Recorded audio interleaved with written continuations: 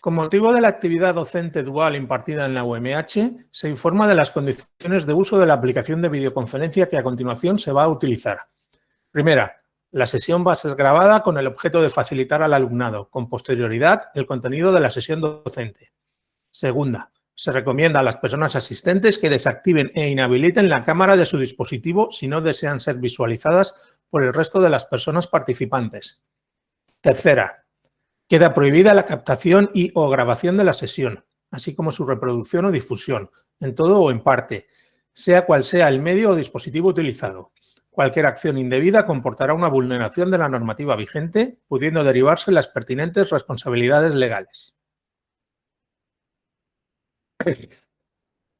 Hoy vamos a abrir la unidad didáctica número 4. Unidad didáctica número 4 que está destinada a que os presente cómo son los ensayos de toxicidad. ¿Cuáles son los procedimientos de que disponemos para poder identificar la peligrosidad de las sustancias y preparados químicos? Por peligrosidad entendemos el efecto tóxico, el efecto indeseable, el efecto adverso que una sustancia es capaz de inducir sobre un organismo simplemente por tener la estructura química que tiene. Esta peligrosidad es independiente de la severidad del efecto adverso, que dependerá de la dosis. Y esa relación entre peligrosidad y dosis es lo que valoraremos como riesgo, pero eso será en la unidad didáctica número 5. Como os digo, ahora en la número 4 vamos a empezar a centrarnos en identificar las metodologías que hay para poder determinar cuáles son los efectos adversos de una sustancia química. La unidad es relativamente amplia, tiene varios temas y también está bastante relacionada con los contenidos prácticos de laboratorio húmedo que vamos a realizar. Así,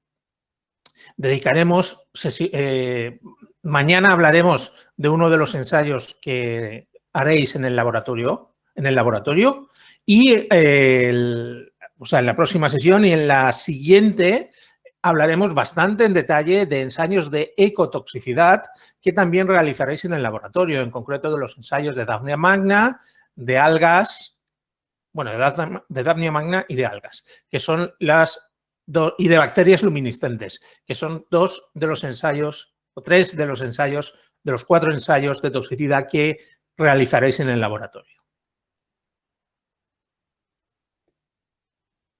Hoy y mañana vamos a centrarnos hoy y en la próxima sesión vamos a centrarnos en hablar de los ensayos de toxicidad que hay con animales, que son muchos y no vamos a verlos todos, pero sí los más representativos. También hablaremos, como digo, de ensayos de ecotoxicidad. Destinaremos a continuación una sesión a hablar de métodos alternativos a la experimentación animal, métodos que nos permiten obtener una información equivalente sobre la peligrosidad de las sustancias a la que obtendríamos utilizando animales, pero sin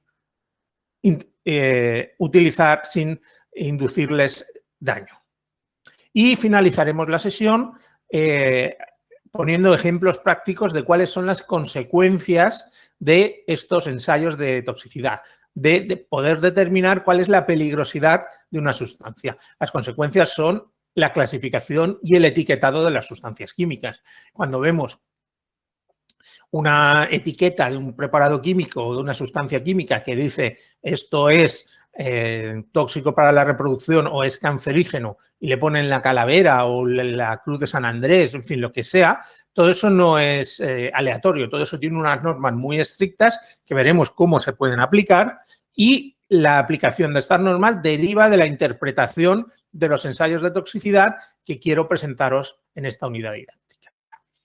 Como digo, vamos a empezar a hablar ahora hoy de los procedimientos para identificar la peligrosidad de las sustancias químicas, tanto para la salud humana, que es lo que conocemos como los ensayos de toxicidad, como para el medio ambiente, que es lo que conocemos como ensayos de ecotoxicidad. Los ensayos de toxicidad, como digo, están destinados a determinar la peligrosidad de las sustancias para el ser humano, mientras que para el medio ambiente hablamos de ensayos de ecotoxicidad. ¿Cómo podemos identificar los peligros o la peligrosidad? El método más habitual, más extendido de identificar la peligrosidad de una sustancia química para la salud humana es la utilización de animales de experimentación, aunque no es el único.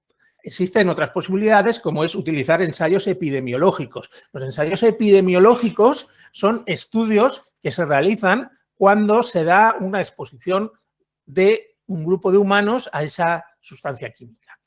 Normalmente los ensayos epidemiológicos ofrecen información relevante porque estamos valorando la información sobre el propio ser humano y no sobre un animal, a partir de la cual tendremos luego que extrapolar esa información a partir de los datos con animales a humanos. En este caso estamos hablando de humanos.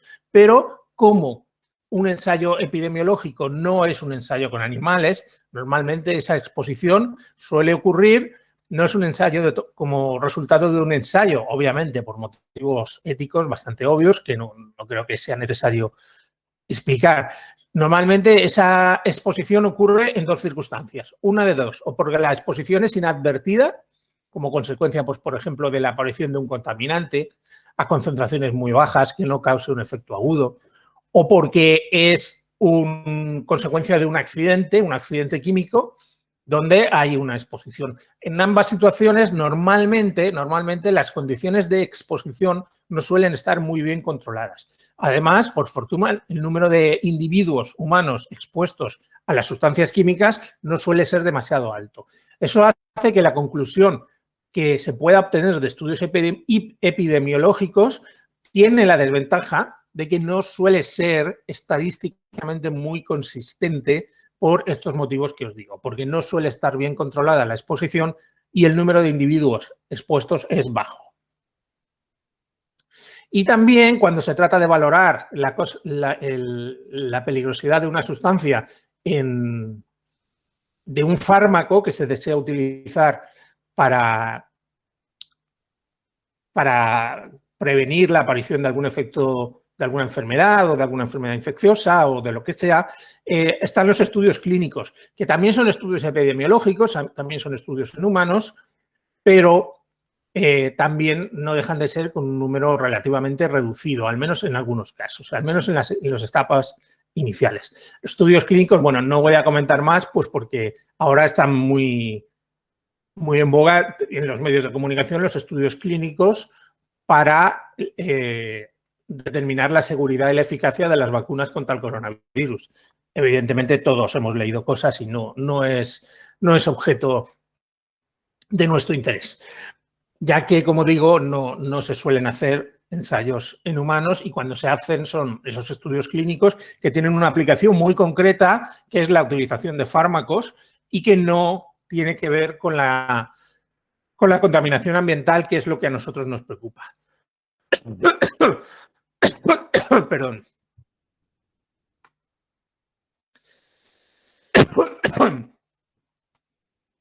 Como digo, para determinar la peligrosidad de las sustancias químicas que aparecen por exposición por vía ambiental, los ensayos de toxicidad con animales son las vías más útiles y a la vez más utilizadas.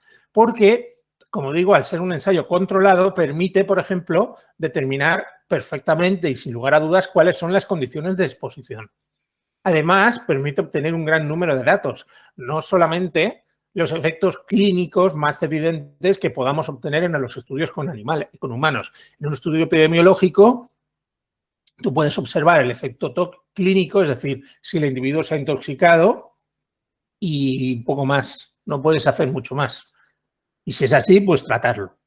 Pero en cambio, los estudios con animales al final siempre van a finalizar con el sacrificio de los animales y nos van a permitir hacer autopsias que pueden determinar, pues no sé, por ejemplo, si el hígado empieza a estar dañado, aunque no sea unas concentraciones suficientemente altas como para que se hayan podido ver en los estudios. Eso te permite concluir en un momento dado que esa sustancia puede ser hepatotóxica aun cuando no se haya manifestado el efecto clínico, pero es una señal de alerta que tienes que que considerar. Puedes considerar a la vez muchos tipos de respuesta tóxica, porque, como digo, se hacen estudios sobre todo el sistema. Cuando se hacen las necropsias, al final se estudia absolutamente todos los parámetros que son estudiables. Y además puedes controlar las características del individuo o del animal sobre el que estás estudiando. Puedes controlar variables como la genética, su edad, su peso, su dieta, etc. Todo eso son ventajas que nos ayudan a identificar la peligrosidad de los residuos, pero de los contaminantes ambientales, pero no podemos obtenerlas en estudios epidemiológicos o en estudios con humanos. El proceso general de evaluación de riesgos tiene 4 etapas. Hablaremos más en detalle de la evaluación de riesgos en la etapa 5, pero una de esas 4 es la identificación de la peligrosidad de las sustancias, tanto para seres humanos como para el medio ambiente. Pues, como digo, todo el proceso general de evaluación de riesgos recae, o una de las patas de la evaluación de riesgos es esa identificación de peligrosidad, tanto para el ser humano como para el medio ambiente, que se hace a través de los estudios que vamos a considerar. Lo mismo que la clasificación y el etiquetado de las sustancias químicas, que van a permitir comunicar a la población cuál es la peligrosidad de esa sustancia.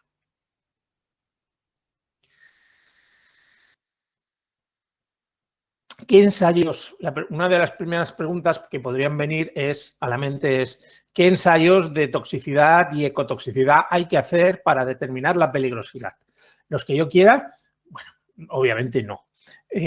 Hay normativas específicas para determinadas sustancias que nos dicen qué ensayos hay que hacer. Hasta donde yo sé, hay normativas específicas para aditivos alimentarios tanto en animales como en humanos. Para sustancias biocidas y dentro de la familia de los biocidas también los fitosanitarios, es decir, las sustancias que se utilizan para el cuidado de las plantas en el campo, también tienen una normativa específica. Lo mismo que los cosméticos y lo mismo que los medicamentos, tanto veterinarios como humanos. Luego, cuando se desea determinar la peligrosidad de una sustancia que vaya a tener un uso de los que veis ahí, cosmético, medicamento, biocida, fitosanitario o aditivos alimentarios, hay una directiva europea que nos dice exactamente lo que hay que hacer. Y todo lo que no sea alguna de esas 5 cosas va a una normativa general que se llama de evaluación y registro, que se llama REACH, que está determinada por el volumen de producción. Cuanto más alto sea el volumen de producción esperado de una sustancia, se entiende que va a haber más exposición durante el uso de esa sustancia y el número de estudios es más alto. Y está dividido en 4 escalones en función del volumen de producción. Bueno, no vamos a fijarnos ahora. ¿Cómo se hacen los ensayos de toxicidad? Los ensayos de toxicidad no se basan en coger un animal, darle la sustancia y ver qué pasa. No, el proceso está muy reglado. Hay protocolos que se llaman armonizados o que están armonizados que garantizan que los estudios de toxicidad están realizados siguiendo sistemas que garantizan que los resultados van a ser fiables. Es decir, la necesidad de hacer ensayos bajo protocolos armonizados nos da seguridad y confianza de que los resultados son ciertos. Y además también ayuda a las repeticiones innecesarias, porque pensad que si se desea registrar una sustancia, pues por ejemplo en España, imaginad que hay que hacer todos los ensayos en España y a continuación hay que repetirlos en Francia y a continuación hay que repetirlos en Holanda y luego en Estados Unidos.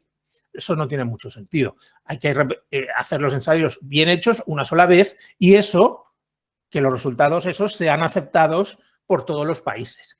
Para que eso ocurra, como digo, los ensayos tienen que estar realizados siguiendo protocolos normalizados que garantizan que eso es así. Es decir, que esa normalización o esa armonización lo que garantiza o lo que ayuda es a la libre circulación de mercancías. ¿Dónde están descritos los protocolos de los ensayos? Los protocolos de los ensayos están descritos en un reglamento de la Comisión Europea, el 440/2008, que os lo he dejado en la carpeta de material para que lo veáis simplemente, pero vamos, es un tocho como de 700 páginas, porque ahí están descritos todos los ensayos normalizados que acepta la Unión Europea. Ese reglamento de la Comisión Europea divide los métodos en 3 grupos.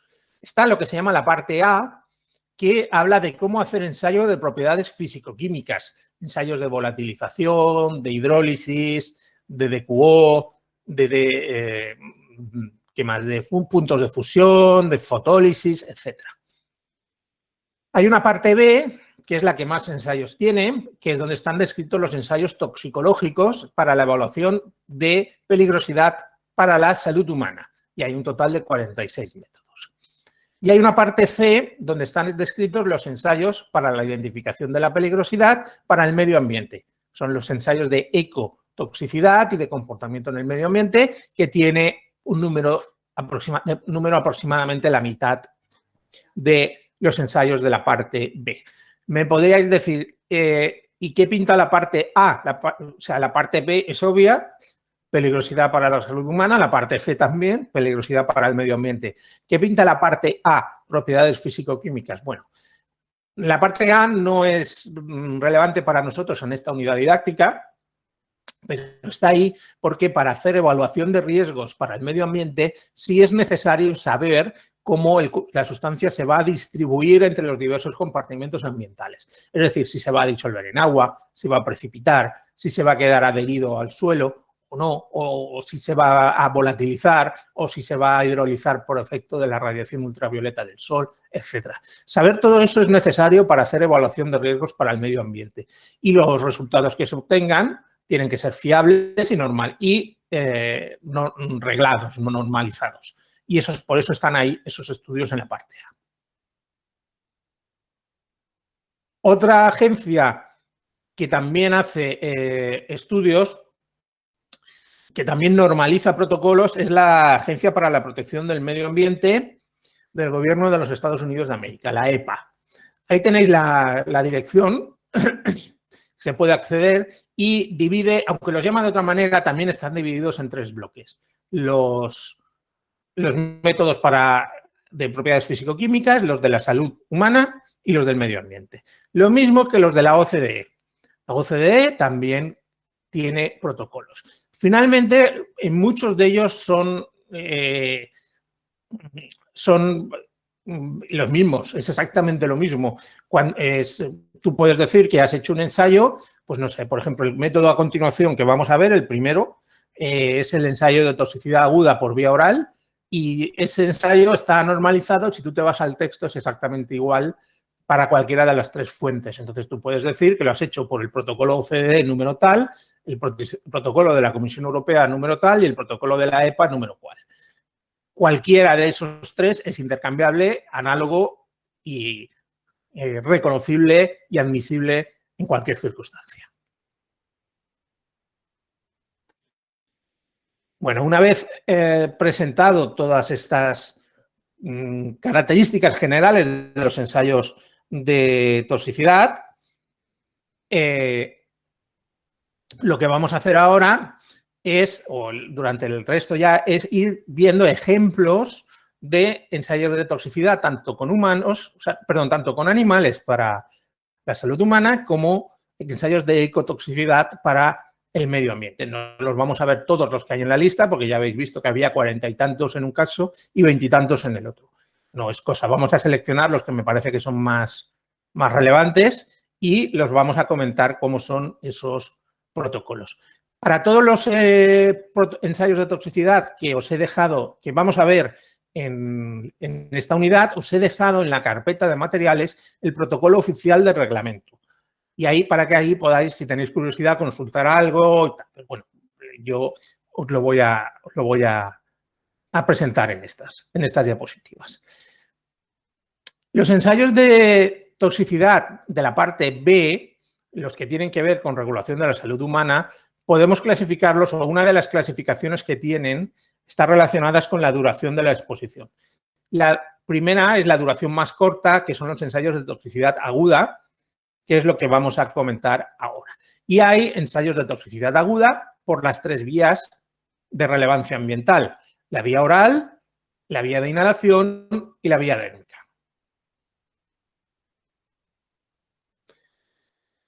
Como hemos visto en las relaciones dosis-respuesta, si tú representas el porcentaje de respuesta acumulada frente al logaritmo de la dosis, si la respuesta es la muerte, eso te permite calcular la dosis letal 50. ¿Ves? Haciendo una representación, tú vas al 50%, 5 si se trata de Probits, y puedes extrapolar cuál es la dosis letal 50, la concentración que causa mortalidad en el 50% de la población de la especie que tú estés utilizando para ese ensayo.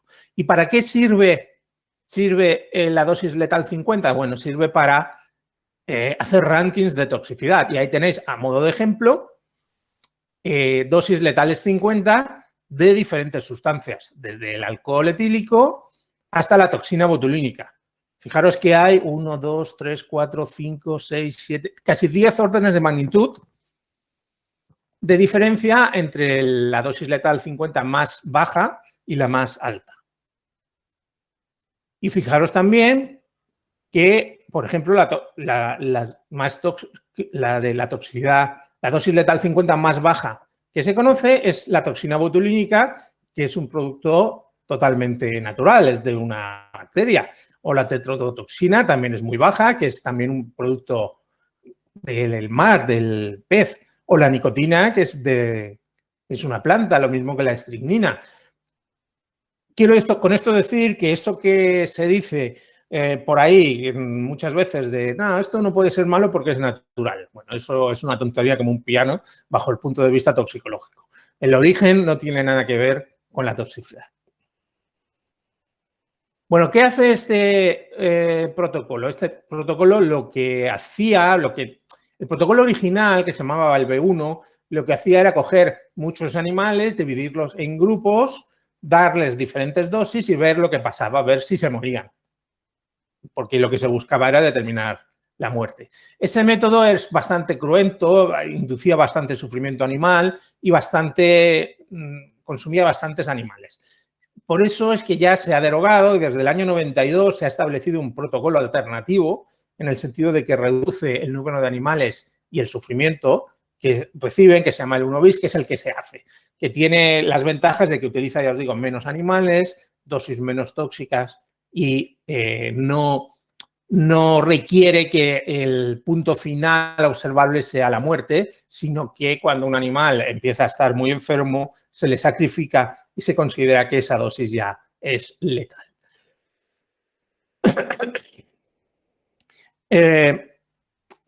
¿Y qué nos permite determinar este método 1B que vamos a ver ahora a continuación? Pues nos permite clasificar, o sea, determinar la dosis letal 50 para poder clasificarlas dentro de uno de los 5 grupos del sistema armonizado global de clasificación.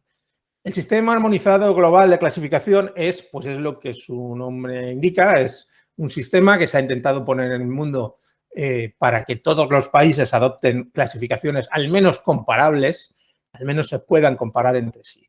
Este sistema incluía 5 categorías para la toxicidad aguda, aunque el sistema que hemos adoptado en Europa por la Comisión Europea reconoce solo 4, de las que veis abajo, la 1, la 2, la 3 y la 4. Bueno, ¿cómo se hace este ensayo de toxicidad? Bueno, es un ensayo en 2 etapas. Primero hay un estudio preliminar que nos va a determinar cuál es la dosis de partida del estudio principal, del estudio básico. ¿Y cuál va a ser esa dosis de partida? Pues aquella que podamos determinar o para la que podamos determinar que hay una toxicidad evidente. Se establecen como 4 diferentes niveles de dosis, que son 5 miligramos por kilo, 50 miligramos por kilo, 300 miligramos por kilo y 200 miligramos por kilo, que si os fijáis tienen que ver con los puntos de corte que hay aquí en las categorías 1, 2, 3 y 4, 5, 50, 300 y 2000. ¿Y qué hacemos para poder determinar cuál es la dosis que va a causar una toxicidad evidente? Bueno, analizar toda la información previa que podamos tener. Información si es una sustancia para la que tengamos datos de la estructura, relación estructura química actividad, si tenemos datos de toxicidad de otra familia, de otra sustancia que pertenezca a la misma familia, o datos in vitro, etcétera. Cualquier cosa previa, idea preliminar que nos haga determinar cuál de estas 4 dosis, 5, 50, 300 o 2000, va a tener una toxicidad evidente. Si no tenemos ninguna información que nos permita llegar a ninguna conclusión, por defecto se coge 300 miligramos por kilo. ¿Vale?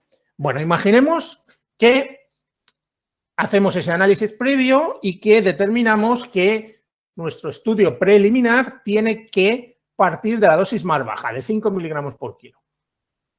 ¿Qué hacemos? Cogemos un animal, le damos esos 5 miligramos por kilo y observamos lo que pasa. Y lo que puede pasar es una de dos. Es una de estas 3 cosas, que el animal se muera. Si el animal se muere, ya podemos decir que esa sustancia va a pertenecer al grupo 1 de toxicidad aguda. No necesitamos hacer más, un solo animal. No necesitamos más. Puede ocurrir que veamos efectivamente una toxicidad evidente, aunque sin letalidad. Si eso ocurre, eso nos dice que nuestro análisis previo ha estado acertado y que 5 va a ser la dosis de inicio del estudio principal. O puede ocurrir que no ocurra nada, que nuestro análisis no sea correcto y el animal no tenga una toxicidad evidente. Si eso es así, lo que hay que hacer es coger un segundo animal y dosificarle con la dosis del 50 miligramos por kilo, el siguiente escalón. En ese caso, puede volver a ocurrir estas mismas 3 cosas. Que el animal se muera y en ese caso, eso lo que nos estará diciendo es que la dosis de inicio efectivamente es la anterior, la de 5 miligramos por kilo, o puede que haya una toxicidad evidente sin letalidad y en ese caso diremos que la dosis de inicio es 50 o puede que no pase nada. Y en ese caso subiremos a 300 miligramos por kilo. De nuevo, un animal 300 miligramos por kilo. Si se muere, el escalón anterior, si no, esa misma y si no, el siguiente. Y así sucesivamente. O imaginemos que nuestro estudio inicial nos ha dicho que la dosis de inicio más apropiada es 50 miligramos por kilo. De nuevo, cogemos un animal. Si el animal se muere, lo que hay que hacer es hacer lo mismo con 5 miligramos por kilo. Y si con 5 miligramos por kilo hay una toxicidad evidente, diremos que esa es la dosis. O si el animal se muere, diremos que es grupo 1 y pararemos el estudio. O puede que esté bien, o puede que nos hayamos equivocado y haya que subir. Y así vamos repitiendo el proceso. Lo mismo con 300 miligramos por kilo. Damos 300 miligramos por kilo, si no pasa nada, dosis escalón superior. Si hay toxicidad, esa es la dosis, hemos acertado, y si no, escalón inferior. Escalón inferior, lo mismo. Y así con 2000 miligramos por kilo. Tenemos el procedimiento es siempre el mismo. Tenemos 4 escalones, damos una dosis, si se muere, vamos hacia abajo. Si hay una toxicidad evidente, nos quedamos donde estamos y si no pasa nada, subimos en el escalón. Y al final de todo eso ya tendremos cuál es la dosis de partida del estudio definitivo, el estudio bueno, que será o 5, o 50, o 300 o 2000. ¿Y cómo observas la toxicidad evidente y si no es evidente? En plan, empíricamente. Siempre en toxicidad aguda, siempre lo que se observa son los efectos clínicos. Es decir, si el animal, pues por ejemplo, pues si el animal tiene temblores, si pierde el conocimiento, si deja de comer, porque estos estudios duran varios días, también se controla el peso, es que eso lo iba a decir después. Si pierde peso, también es un síntoma de toxicidad. Si pierde el pelo, por ejemplo, lo que sea observable clínicamente. Vale, gracias. Ahora lo acabaré de aclarar en las siguientes diapositivas. Imaginemos que ya hemos hecho ese estudio previo y llegamos a la conclusión de que tenemos que emplear 5 animales, o sea, la dosis de 5 miligramos por kilo. Entonces, cogemos 5 animales, le damos los 5 miligramos por kilo y ahí, ¿qué va a pasar? Si hay 2 o más muertes, diremos que el resultado de ese ensayo es que la sustancia tiene toxicidad categoría 1.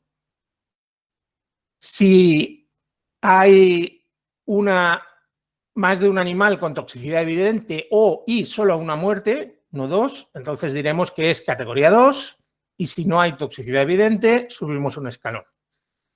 Volvemos a hacer 5 animales. Si hay 2 o más muertes, diremos que es categoría 2. Si hay una muerte, solo una muerte y además de toxicidad evidente, diremos que es categoría 3 y si no, subiremos un escalón. Y así sucesivamente. Lo mismo que si el estudio previo nos ha dicho que la dosis de inicio es 50 miligramos por kilo, pues aplicaremos el procedimiento exactamente igual. De manera que con 5 animales podremos, si hemos acertado, quedarnos ahí y decir que es grupo 1, 2, 3 o 4, dependiendo de la dosis de inicio. Si nos hemos pasado, iremos para abajo y si nos hemos quedado cortos, iremos para arriba. Que la dosis sea 2.000 miligramos, que ya no se puede ir para arriba. En ese caso tenemos que ir solamente para abajo. Por lo que decíais que preguntabais hace un momento, ¿qué se observa aquí? Se observa, son observaciones clínicas. Observaciones como cambios en el color de la piel, alteraciones en las mucosas, alteraciones del ritmo respiratorio, temblores, convulsiones, salivación, diarrea, somnolencia, coma. Peso semanal, los estudios suelen durar unas 2 semanas, se registra el peso para ver si ha habido alguna pérdida. También se suele hacer una necropsia al final de los estudios. Las observaciones se hacen 30 minutos después de la exposición, durante las primeras 24 horas, cada 4 horas y a partir de las 24 horas hasta el día 14, diariamente.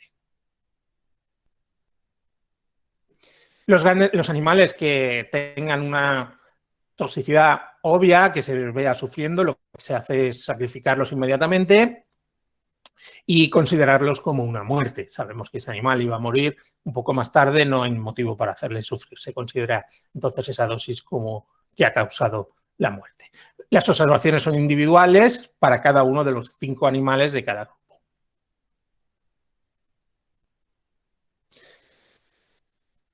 Al igual que hay un estudio de toxicidad aguda por vía oral, también lo hay para inhalación.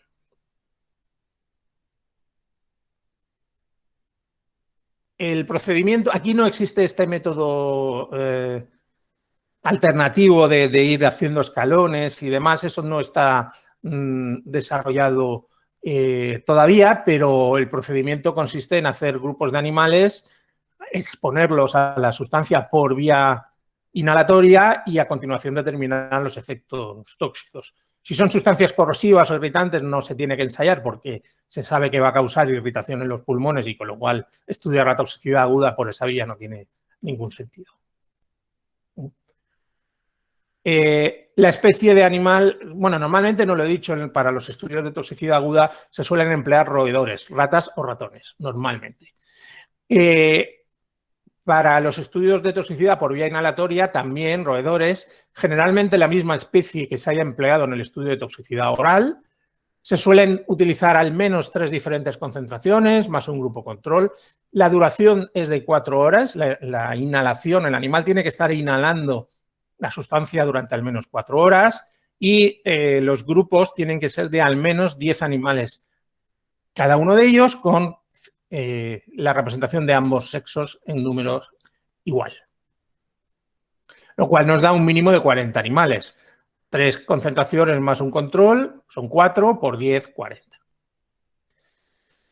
Los estudios de toxicidad por vía inhalatoria son metodológicamente complicados, porque claro, por vía oral tú puedes al animal meterle una cánula a través por la boca y dosificarle un pequeño volumen de la sustancia que tú quieras disuelta en un vehículo que lo haga soluble, como puede ser a lo mejor el aceite de oliva o cualquier otro tipo de aceite, y tienes perfectamente controlada la exposición. En cambio, por vía inhalatoria tienes que garantizar ya que el animal está respirando efectivamente esa sustancia de a qué concentración. Eso hace que tenga que haber como dispositivos, unas jaulas más cerradas donde se pueda controlar la exposición. Hay dispositivos que incluso inmovilizan al animal durante esas 4 horas para que tenga la cabeza dentro de una cámara donde la sustancia esté inhalada. Hay varias dispositivos. Lo mismo que hay varios sistemas para generar la atmósfera donde esté disuelto esa sustancia, cosa que no, hay veces que no es fácil porque no siempre la sustancia es volátil. Las observaciones en este estudio son las mismas que para los estudios de toxicidad oral, también durante el mismo día, el mismo tiempo, 14 días, pero lógicamente prestando especial atención a los síntomas respiratorios y a la necropsia que se tenga que hacer después de todas las vías respiratorias. Y la tercera ruta es la toxicidad por vía dérmica. El objetivo es, de nuevo, determinar la dosis letal 50. Lo que se hace es afeitar un pequeño trozo de la espalda del animal para poder utilizar la sustancia, que se pone sobre el lomo, se tapa con una cinta adhesiva para garantizar el contacto íntimo entre la piel y la sustancia, y se suelen utilizar aquí en estudios de toxicidad dérmica. El conejo es un animal bastante utilizado para este tipo de estudios. Supongo que porque al ser más grande que los roedores, bueno, que la rata, es más fácil que hacer la exposición.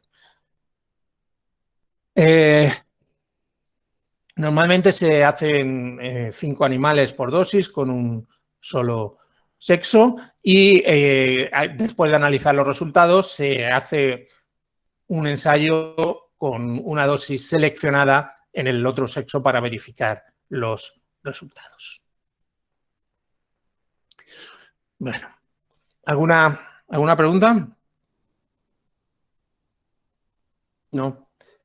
También se consideran ensayos de toxicidad aguda los que tienen que ver con la corrosión y la irritación, que también se estudia para la piel y para el ojo, para los ojos. Si empezamos por los de la piel, bueno, en ambos casos, tanto para la piel como para los ojos, podemos distinguir irritación y corrosión dependiendo de la reversibilidad del daño. Si el daño es reversible, hablamos normalmente de una irritación, y si es irreversible, hablamos de corrosión. Los efectos corrosivos pues son eso, necrosis, úlceras, despigmentaciones, etc. El ensayo, este método tiene varias vías para evitar que se pueda hacer el ensayo. Y es que se hace un ensayo previo también de evidencias antes de hacer el ensayo propiamente dicho. Y así, por ejemplo, si se estudia si existen datos previos en animales o humanos que muestren el efecto de la sustancia sobre la piel o sobre las mucosas. Si esos datos previos indican que la sustancia es corrosiva, la sustancia se clasifica como corrosiva y no se hacen más ensayos. Lo mismo que si es irritante. Ahora, si no hay observaciones de que esas sustancias sean corrosivas o irritantes, entonces hay que hacer un ensayo in vitro. Cuando se hace ese ensayo in vitro, si el resultado es negativo, pues se da por bueno, y si es positivo, puede ser necesario a veces ensayarlo también con animales. Pero puede ocurrir que no haya nada de estos datos previos. Si no hay una información previa relevante, lo que se hace es un análisis de la estructura química-actividad. La capacidad de inducir corrosión o irritación muchas veces se puede predecir atendiendo a la estructura química de la sustancia. Hay grupos químicos que ya sugieren que puede haber efectos de un tipo o de otro. Si la estructura química ya sugiere que puede haber daños corrosivos o irritantes, pues no es necesario hacer el ensayo. Es suficiente esa información. Pero si no existe esa información, se puede estudiar el pH. Si el pH de la sustancia es menor de 2 o mayor que 11, lógicamente esa sustancia va a ser o un ácido fuerte o una base fuerte, que ya sabemos que ambos son corrosivos y por lo tanto no es necesario tampoco ensayar la sustancia. Pero si el pH está entre 2 y 11, lo que se puede hacer es estudiar el ensayo de toxicidad aguda por vía dérmica que os he contado hace un momento. Si la sustancia es muy tóxica, no será necesario ensayar porque la propia toxicidad de la sustancia impedirá que llegue a haber irritación o corrosión.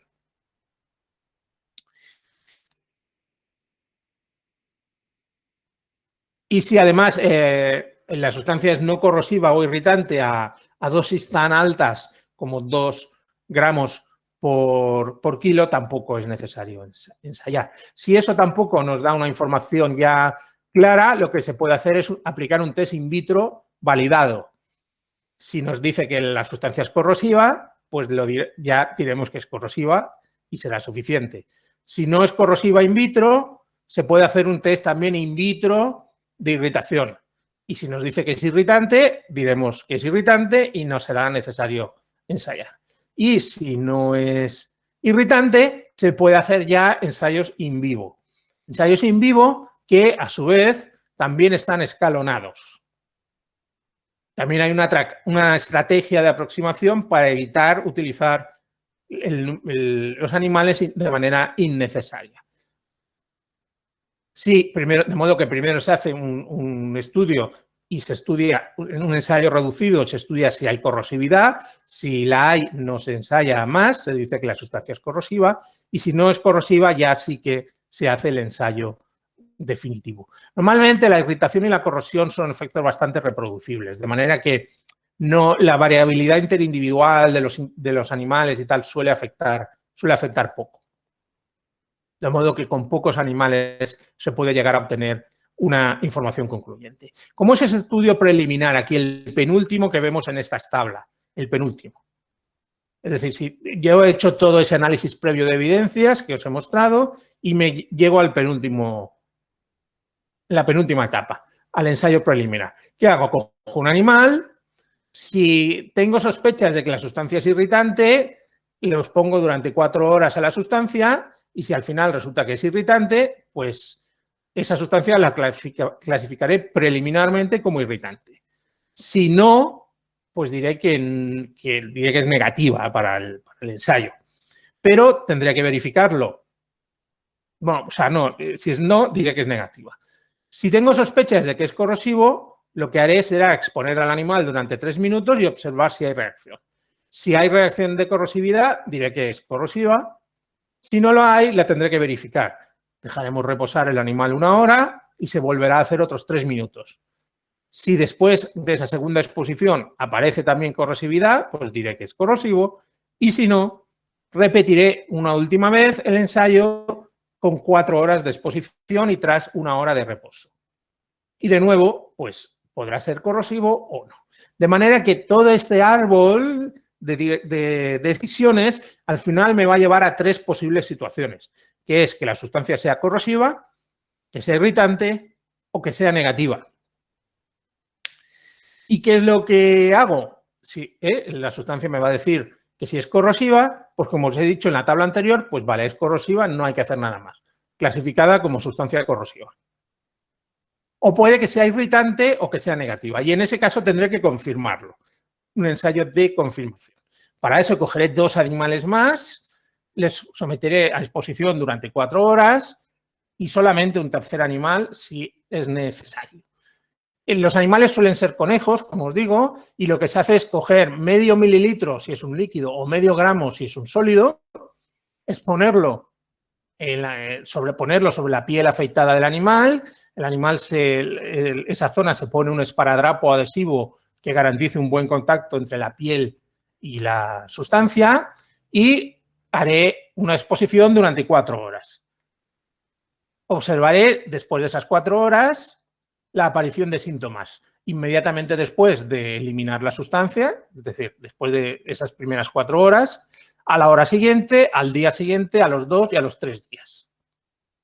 Y si he observado algún efecto durante ese tiempo, veré si es reversible. Porque si lo es, diré que habrá habido irritación y si no lo es, diré que habrá habido corrosión. Y este estudio ya me permitirá definir a continuación si esa sustancia es irritante o es corrosiva.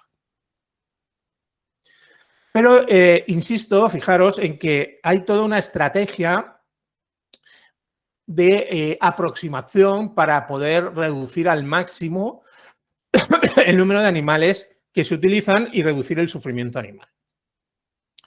Y exactamente igual que os he estado contando para la irritación dérmica, se puede hacer para la irritación ocular. es lo mismo, el concepto es el mismo, lo único es que la diana no es la piel, es el ojo. Se hace exactamente la misma aproximación del análisis previo de evidencias, la misma posibilidad de hacer ensayos in vitro, ensayos de aproximación, etcétera. Pero en este caso lo que se hace es instilar. ¿Sabéis lo que es instilar? Instilar es dejar un líquido o una sustancia dentro del ojo. En lugar de utilizar piel afeitada, lo que se hace es ponerlo dentro del ojo del animal. Pero insisto que es exactamente igual, no lo vamos a repetir por motivos obvios, porque sirve exactamente lo mismo.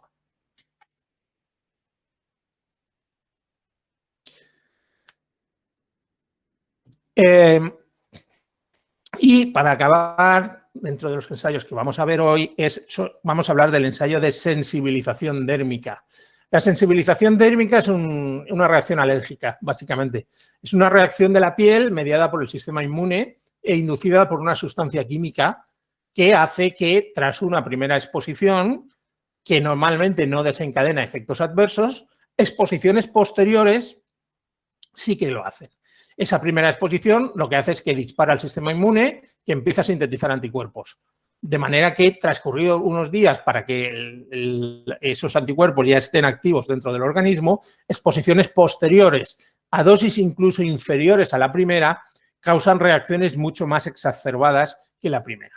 El ensayo se tiene que hacer en dos partes, porque hay una primera parte de inducción, donde se hace exponer por vía intradérmica las sustancias a los animales a las sustancias, dejar ese periodo de latencia de entre 10 y 14 días para que el sistema inmune trabaje si es que tiene que hacerlo, y a continuación repetir la exposición por vía dérmica a dosis altas, pero no irritantes.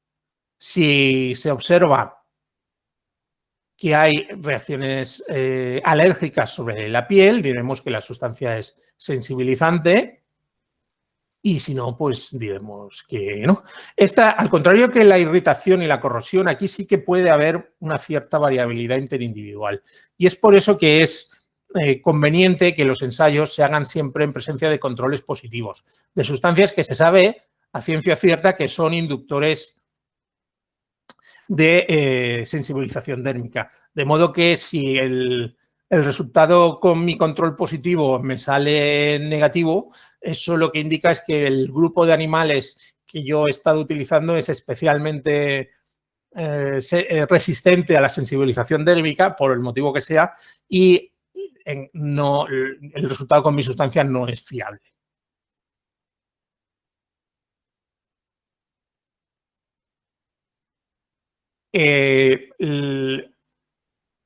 La bibliografía empleada para esta presentación es la que tenéis en la diapositiva, que está también en la biblioteca. Hay un artículo, es algo antiguo, pero está muy bien en español, publicado en la Revista Española de Toxicología, que describe muy bien esta aplicación secuencial de la estrategia de la OCDE para evaluar la irritación y la corrosión dérmica.